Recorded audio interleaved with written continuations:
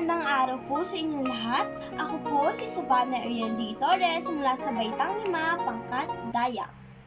Mahilig ba po ba kayo sa musika at awitin? Dahil ang pag-aaralan natin ngayon ay ang pagkilala sa iba't ibang uri ng note at rest. Ating kilalanin ang iba't ibang uri ng note at rest.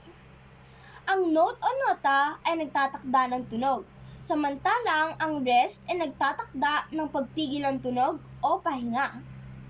Ating talakayin ang iba't ibang uri ng note. Una rito ay ang whole note. Ang whole note ay may 4 na kumpas. Clap, wave, wave, wave. Sabayan niyo ako. Clap, wave, wave, wave. Lagyan naman natin ito ngayon ng bilang. 1, 2, 3, 4. Ang pangalawang uri ng notes ay ang half note. Ang half note ay may katumbas na 2 bilang. Clap, wave. Sabayan niyo ako. Clap, wave.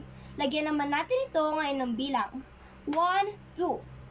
Ang pangatlong uri ng note, quarter note. Ang quarter note ay may katumbas na 1 kumpas. Paano natin ito ipapalakpak? Clap.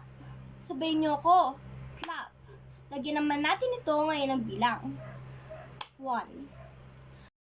At meron din tayong 8 note na may 1/2 na kumpas. Ngayon, paano natin ipapalakpak ang 8 note? Ito ay isang mabilis na clap. Sabayan niyo ako. Alam niyo ba ang katumbas ng 8 note ay tulad din ng ganitong simbolo? Nakatumbas din ng 1 kumpas. Dahil ito ay pinagsamang 2 kalahati o 1/2. Kaya kung lalagyan natin ng bilang ay 1 end. 1 end. Tandaan, ang 8 note ay mayroon lamang kalahating kumpas.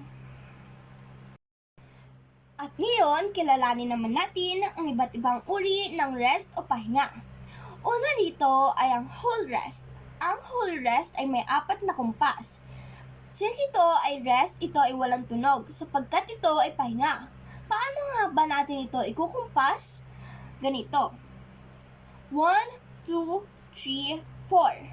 Sabayin niyo ko. 1, 2, 3, 4. Very good! Pangalawa naman ay ang half rest. Ang half rest ay may 2 kumpas. 1, 2. Sabayan niyo ako. 1, 2. Ang pangatlo naman ay ang quarter rest. Ang quarter rest ay may 1 kumpas. 1. 1. Sabayan niyo ako. 1. At ang panghuli naman ay ang 8 rest. Ang 8 rest ay may kalahating kumpas o 1/2. 1/2. Sabayan niyo ako. 1/2. At ngayon, natutunan mo na ang mga iba't ibang uri ng notes at rest. Hanggang sa muli, paalam!